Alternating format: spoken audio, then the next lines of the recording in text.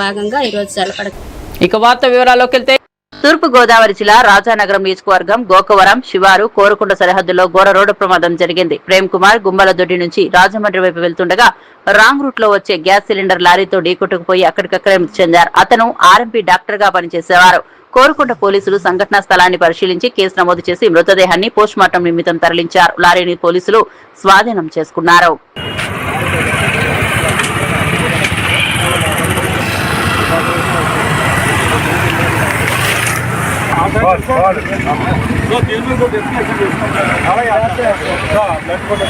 ఇగో ఇవి కూడా